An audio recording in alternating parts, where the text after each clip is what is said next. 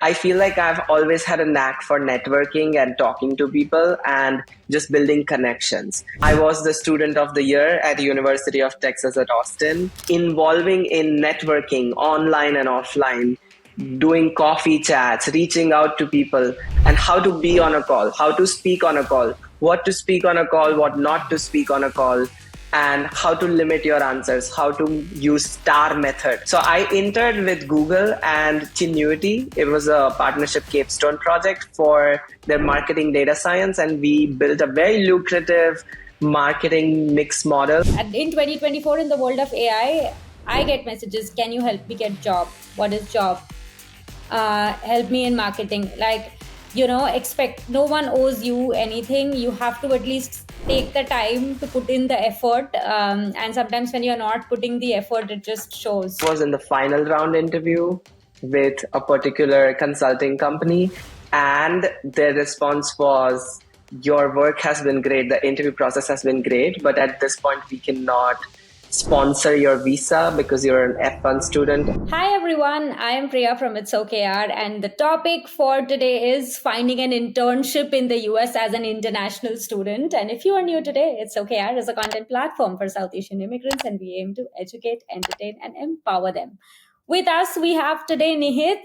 Nihit, you have previously shared with us your apartment renting journey as well. But for anyone who hasn't watched the video, we will leave that in the description box. So do check it out. And Nihit is a data scientist based out of Dallas, Texas. He moved to the US in 2021 to pursue his master's in marketing analytics at the University of Texas in Austin. Thank you so much for having me again. So nice to see you.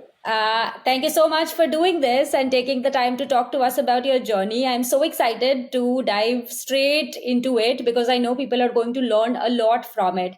You've had a career pivot, so we want to touch upon that. But anyone who is moving to the US or has moved to the US and is looking for internships, I cannot stress on the fact that, and I don't want to sugarcoat it actually, that it's actually a challenging situation right now for international students. We get countless DMs every single day on people trying to understand how to network effectively. And there are millions of content pieces out there where people talk about networking, but no one really talks about the specifics of what you need to do to land that internship. And that's exactly what we are going to talk to Nihit about. But Nihit, first things first, talk to us about your career pivot, and then we are going to dive straight into your internship experience and some really actionable tips that people who are watching this video can apply and land that internship. Love to. So I did my undergrad from Pandit Deendayal Petroleum University in 2016, and I graduated in 2020 with a computer engineering bachelor's degree. And while I was studying, I had a very unique experience working on a few research papers in economics. I presented some research at Oxford. I was also part of a lot of nonprofit organizations and interning, and also being part of different events that were happening in the university. I feel like I've always had a knack for networking and talking to people and just building connections. And that kind of got my interest into pursuing a degree or pursuing a career which was not only in technology, but I wanted to kind of get at an intersection of business and technology. And if you could tell, most of the roles right now want you to have that understanding of the business, how a particular company does its business, as much as they want you to develop your hard skills and know and be good at a programming language. So being a son of a businessman, I always have been interested in the field of marketing and finance. And I personally wanted to initially pursue MBA from India. So I gave CAT exams and all the other entrance exams. And I scored a whopping 99 percentile. At the same time, when I was thinking about the universities that I wanted to join in, because, it's a rigorous process, I did not get into the top 3 business schools, which was IIM ABC, which was I was expecting a call of. So then I, again, without losing any hopes, I think the scope always gets bigger and better. I applied across the globe to various universities in Canada and United States. And in this entire process, while I was working on it, I also launched my first podcast on Spotify, which is called Not a Podcast with Nihit Parikh, as a personal project out of a COVID kind of a scenario, being in my room. And this is what got my interest in the field of media and marketing, and which is why then I went to University of Texas at Austin to pursue a career in marketing and kind of blend in all my knowledge of technology and data analytics and data science with the amazing world of United States of marketing and advertising and media. No, only in India, after getting 99 percentile, can you still not get into the top B schools. So I hear your pain. I've been through that myself, but I still ended up doing my MBA in India. But so interesting to hear your story, and thank you for sharing. And we're so glad that you made it to the marketing field, and you've chosen a very interesting marketing analytics field with the scope is so much. So it's really interesting to hear that. Talk to us about your internship experience and how did you land that and what went behind the scenes, so that anyone who is kind of dabbling with finding their internship learns through your story and experience. Those are great questions. I would begin by saying that I am an Excel sheet kind of personality. I have an Excel sheet for everything. So if I talk about my entire experience, so University of Texas at Austin, the program that I went to was Masters of Science in Marketing. And this was a business executive 10 months program. So it was a very short duration program in which I had to finish 37 credit hours, also do a capstone project, and eventually to land a job.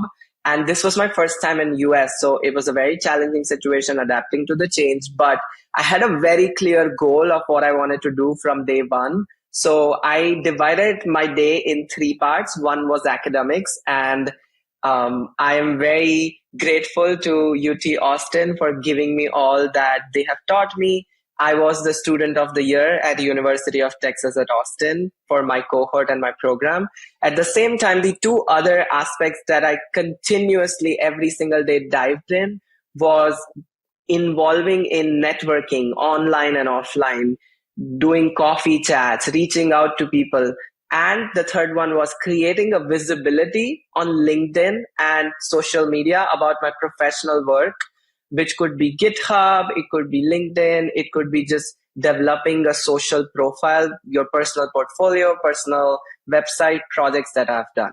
And that is what I would say I divided my entire day in every single day for 10 months. And that kind of helped me narrow down the scope. So talking about like now how I landed the internship, I began by initially just starting to mock interviewing with alumni members because I was reaching out to them all the time and I was requesting if I could kind of shadow their experience, learn from their experience, and also seek their mentorship and advice on how to interview and how to be on a call, how to speak on a call, what to speak on a call, what not to speak on a call, and how to limit your answers, how to use STAR method.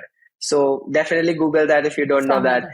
Yes. So I think a lot of these tips and tricks you can try and see what works for you. And that kind of helps you land a job or an internship that you're looking at.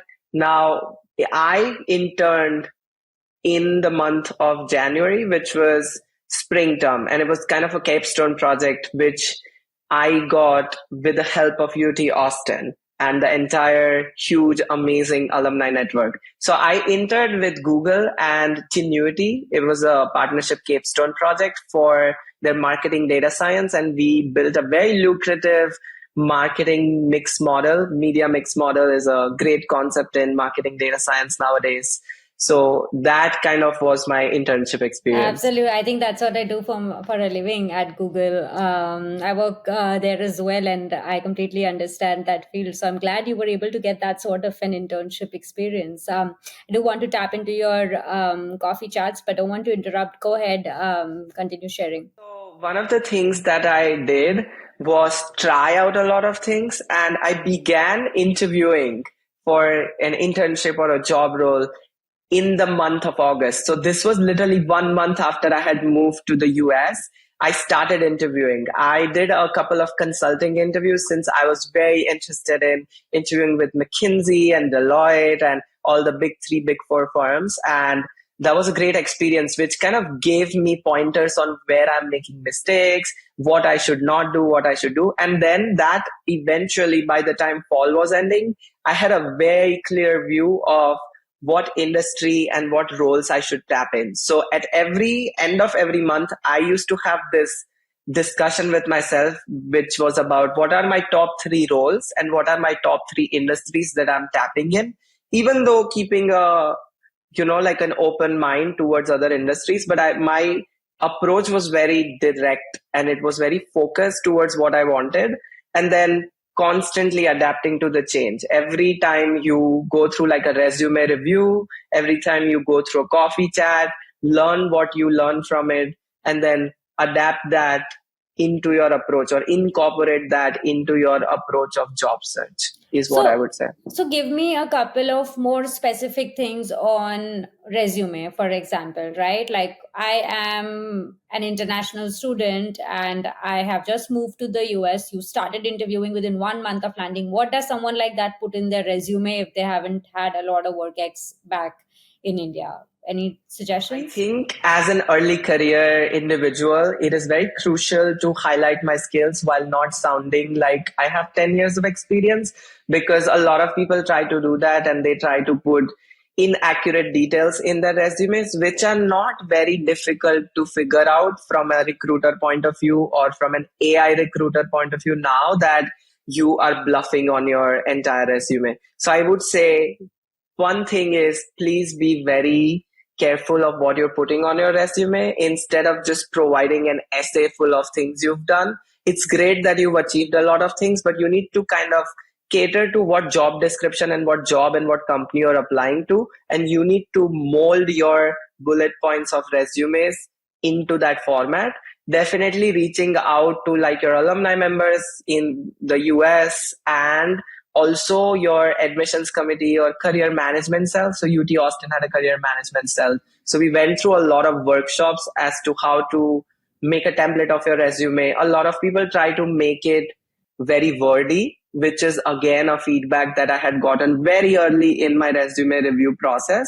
And I realized that I need to be more direct, organized, and then I need to frame the words in a way which are somehow connected to the job role, but also talking about my skills. Again, reverse star method is what I used here, where every time I look at a resume, I've reviewed a lot of resumes in past 2 years, and every time I help out a student with their resume, what I want to always tell them is you need to think about what personality is this resume speaking of.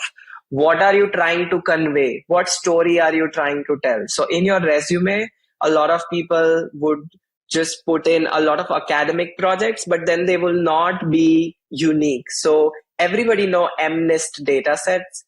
Everybody knows a normal face detection algorithm, and those Kaggle data sets that probably 15,000 or 50,000 students have in their resume are not going to get you that job. But you probably need to do projects and pick data sets for your analytics projects, which are very unique, or you need to frame your experience in a way that highlights what you've learned instead of what you've done. What you've learned, what you've rather than what you've done. That's such an excellent tip, and thank you for sharing that. I do want to talk a little bit about. You were spending a lot of time at this point with your alumni, with your seniors. You were also consulting, or you were interviewing with consulting firms. So give us like two or three things that you learned that you were absolutely doing wrong at that time, which is why you were not landing those, and two or three things that you figured out during the process that you knew that you were kind of your strengths. So give us some specifics. Full question. I guess I would begin by talking about, so there was this part where I was in the final round interview with a particular consulting company, and their response was, your work has been great, the interview process has been great, but at this point we cannot sponsor your visa because you're an F1 student as an international student. This is something that most of the interview applicants who are, let's say, from India or anywhere from like South Asia who've moved to US have to go through in the beginning of their career. So that was one thing. The second thing was something that I learned is from interviewing with the consulting firms, most of their response was that they were looking for people with more experience. And within a particular category of the experience they were looking for, I was kind of lacking that experience. So their suggestion was that you're an excellent candidate. We would love to again interview you, maybe after you have like 2 years of experience in the United States, because at this point, while I was interviewing, I hadn't had any experience working in corporate America. I think the great thing there, though, is one thing that I learned is that I have a knack for problem solving, which is the great case of case studies in all the consulting interviews. So I did my research, I practiced a lot for a lot of case interviews. And that is what I think the feedback that I had gotten is your problem solving approach is very structured. And the second thing that I heard as a feedback, because I did speak to the recruiter again, was how fluent I am in what I'm speaking, how properly communicative I am, and how I'm again still very professional about communication. I think this does not only mean being professionally communicative on the call, but it also means while you're reaching out to a recruiter, while you're reaching out to an alumni member working at the same company, while you're asking for feedback, while you're going through that interview process communication, all of that counts in. So that's what I think worked out in my favor to get those interviews. No, that's excellent. And I have spoken about this previously as well. You might have 2 years of experience in India or 5 years of experience anywhere in the world. But when you land in the US, you have 0 years of experience and you are kind of starting from scratch. Once you've spent 2 years working here, then you can add up all of your other experiences that you've had in various parts of the country and talk about a global profile. But in the beginning, first 2 years, you gotta put in the work. So thanks for sharing. But I do want to tap into the visa sponsorship piece, because that's a real challenge that most international students face today, either when they're trying to land an internship, a full-time job. Like, there's just so much that people have to navigate. So talk to us about your process and learnings that anyone who's trying to convert their internship into a full-time job or just trying to ask for sponsorship should keep in mind, so that they can actually end up converting it. And I would say a lot of companies do not sponsor. So I would not waste my time with those companies where I am constantly reaching out to them, even though I know that they do not sponsor. So there is a clear distinction between companies that are sponsoring versus those are not, or those have in the past. So I would go through those companies' LinkedIn and I would look at whether they have international students working with them right now. I would reach out to those students, I would talk to them, I would ask what is the company's process and procedure for sponsoring an international students, whether they are currently sponsoring them or not, for what roles and when do they sponsor and what is their process looks like. That was the one thing that I did with most of the people that were international students or like an alumni members that I was speaking to during coffee chats. And I would somehow find a way and a sweet spot to bring that up to see if they could either answer that for me or connect me to a recruiter to reduce the time it takes me to understand whether they are sponsoring or not at all. And again, never dwell on one email, one LinkedIn message, one recruiter.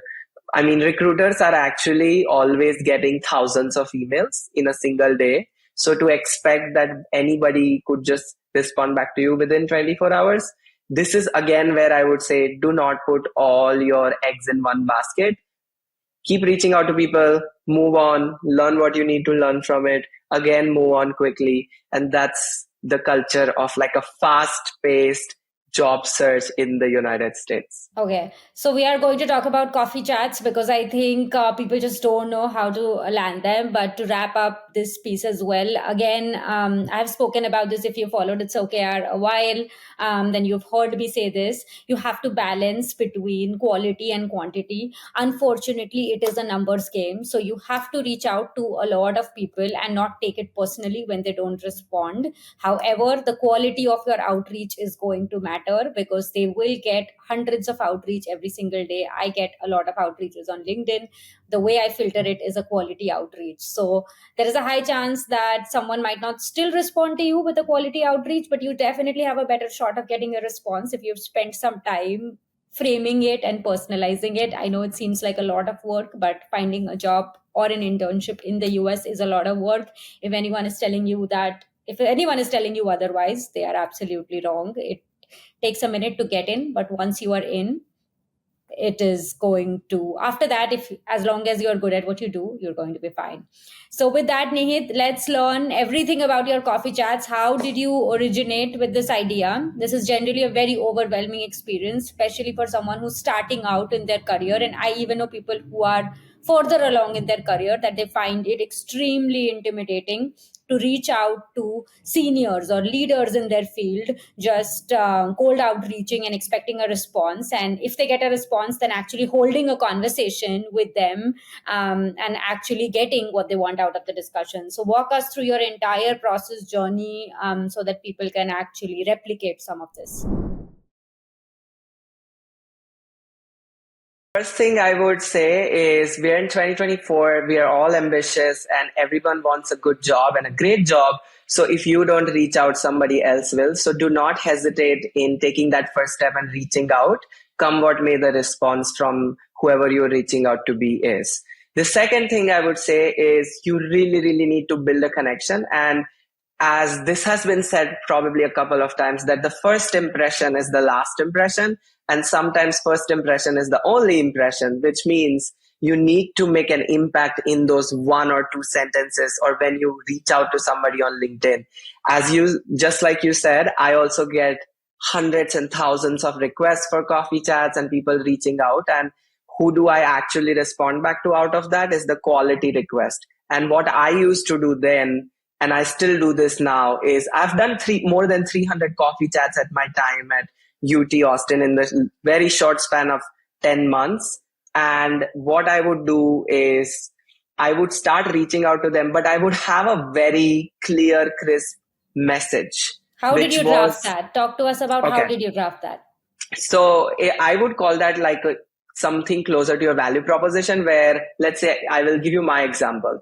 Hi, my name is Nihit.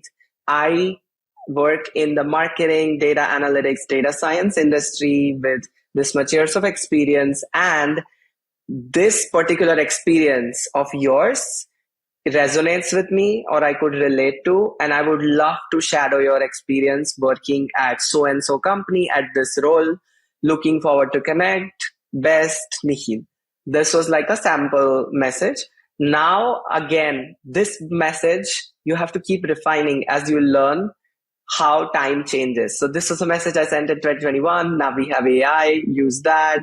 Or basically keep refining your messages to cater to the audience. So you need to decide, again, direct response, but very focused. So you need to think about whether you're reaching out to a recruiter, you're reaching out to an alumni member, or you're reaching out to somebody who does not belong to your industry. You don't know them at all. So your messages, the first message where LinkedIn gives you an option to send you personalized notes, I had 3 different messages for 3 different categories of people.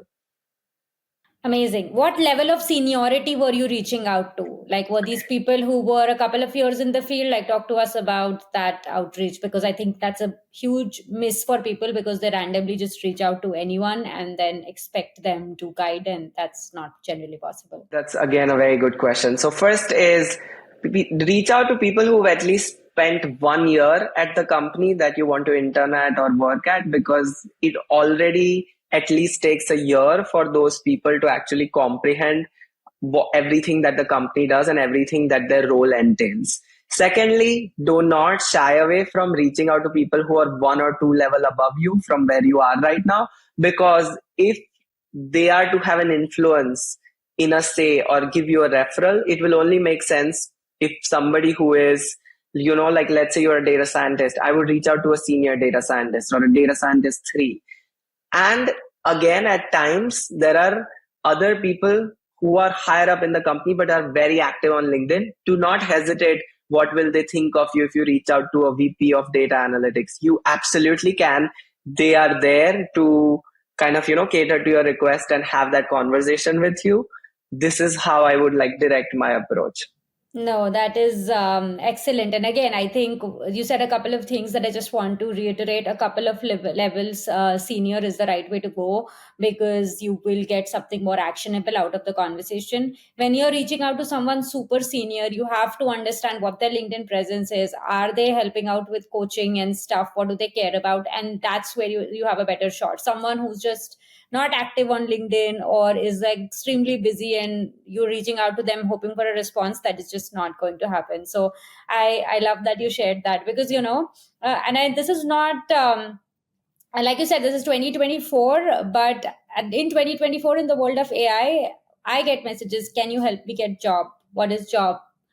Help me in marketing. Like, expect no one owes you anything. You have to at least take the time to put in the effort, and sometimes when you're not putting the effort, it just shows. So I feel like I just needed to say that because sometimes people feel like, oh, this person kind of creates content or spends time online, so I can send them whatever message and they are going to respond back. But if someone is doing that, a lot of people are doing out of passion, they're doing with jobs, so you have to find that balance and understand the other person's shoes, which I think you take the time to do it, which is why you're doing 300 coffee chats and finding 300 people to talk to you, because that's no joke. At the end of the day, I can tell you, getting a yes from someone who is like busy and is going to take out time is definitely a skill. So I'm glad you share that.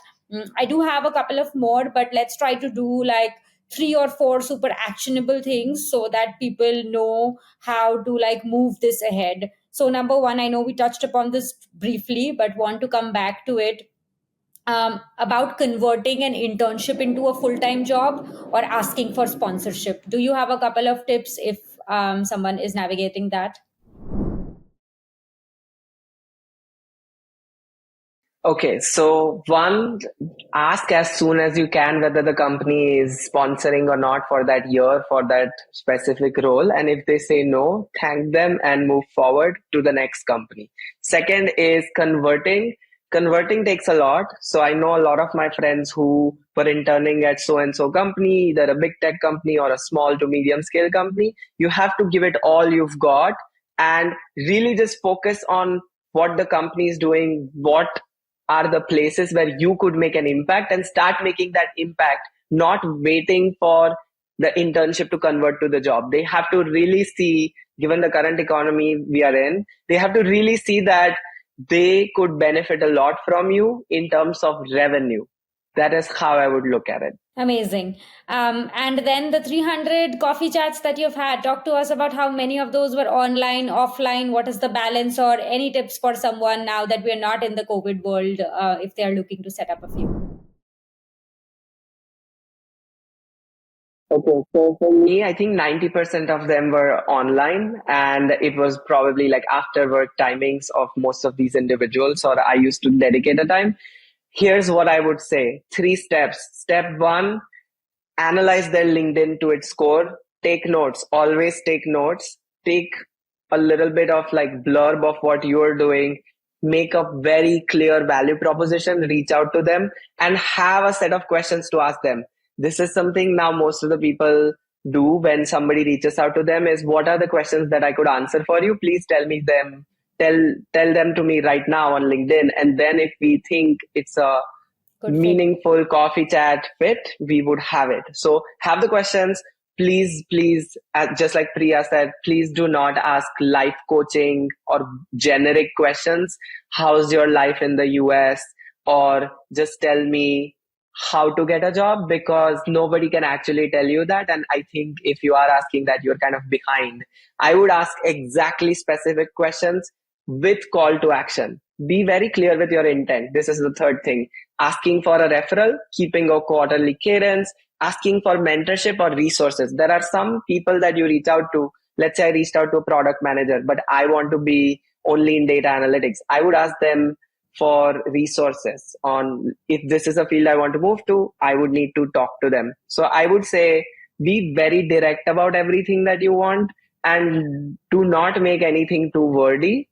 Please focus on being clear and concise, move forward, and everybody's here to help you and they would love to help you. Yeah, and that's so wonderful that you articulated it so beautifully. The piece that I would say is, we tend to get wordy and verbose sometimes, and when you're doing that, you kind of know that you are doing that. So take a second and tell the person, let me just summarize the two or three things that is actually going to is what I was trying to say. So that is the way you can bring a conversation back to Nihit's point. Like if the conversation is not moving forward, then be bold enough to ask, like, can you connect me with someone who will be in this field? I would appreciate that.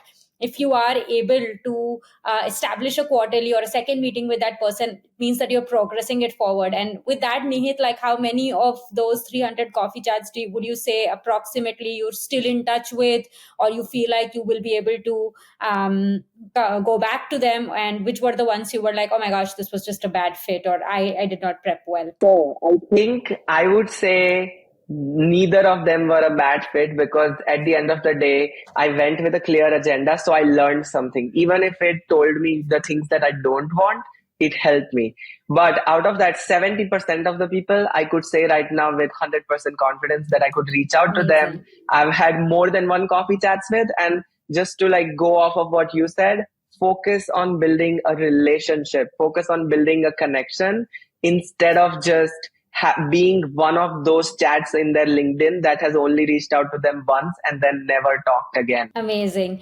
Yes, and I think people connect with stories. So learn how to tell your story in a way that is not about, I am from here, I did this, and I'm looking for this. The day you figure out how to tell your story that is beyond this, you will start getting some responses from the outreaches you have done. So super helpful. And just to wrap it up, Nihit, like, what are some of the best practices that an international student should follow when they are trying to find a job actively? Okay, so I think being very organized in your approach never goes out of style. Keep an Excel sheet tracker. I kept one for each thing that I did. Reaching out to people on LinkedIn, Excel tracker. Resume reviews, who did I get it done from? Excel tracker. The number of jobs and internships that I want to apply for, Excel tracker. The ones that I've applied for, converted, or are in the middle of the process, Excel tracker, or a Notion. Use any tools that are helpful to you. Being very consistent on LinkedIn, again, has always helped me. I would say once or twice every week, talk about things, talk about your profile. Again, write a LinkedIn article, research something out to its core. Do not just be very, I'm thrilled to announce, I'm happy to announce I did this. I think storytelling helps when you are being authentic and you have something meaningful to discuss as compared to writing again like a verbose 700 words paragraph where you are not actually delivering value. So focus on delivering value, which is what I did. Like I used to post my opinions on marketing and data analytics and what did I learn through this Tableau dashboard, or what did I learn through this specific project, and what are the insights I derived about advertising industry from it. That is something that people would want to read as compared to you just giving like a laundry list of here's all that I've achieved in my life. Yeah, I I think would say, go ahead. yeah, No, go ahead. I would say the other two things I would say is alumni network is your best friend.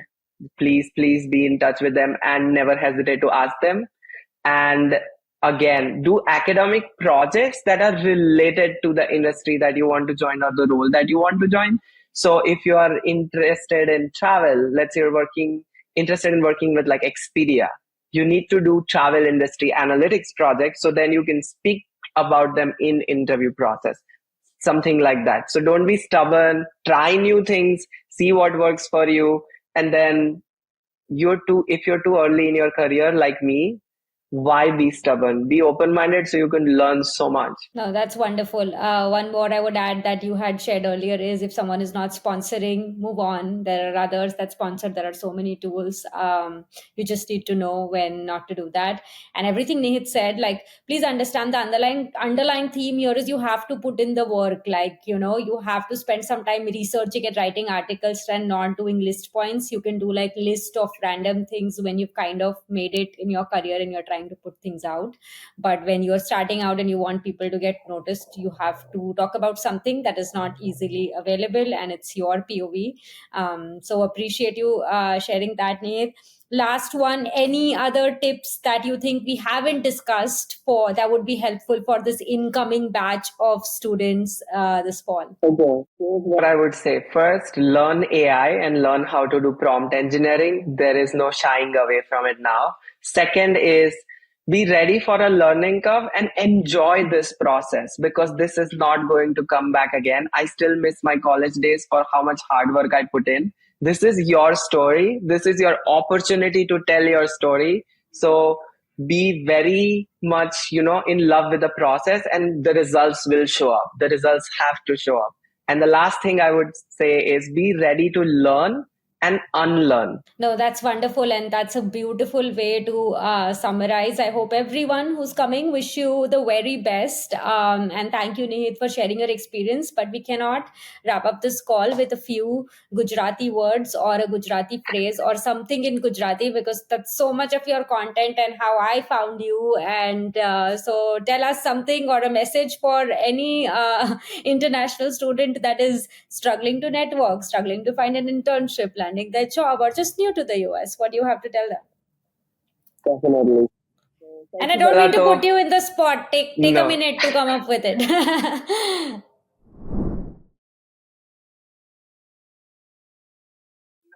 No worries. So here's what I would say. First is, so ગુજરાતીમાં છે ને એક બહુ જ સરસ કોઈકે કવિતા લખી હતી કે એક કહેવત છે કે જે એવું કહે છે કે અમને નાખો જિંદગીની આગમાં જિંદગીને પણ ફેરવીશું આગને પણ ફેરવીશું બાગમાં. What does that mean is, like we are ready for battle, we are ready for hustling. Put us in those opportunities and we will perform. So that is what I would say.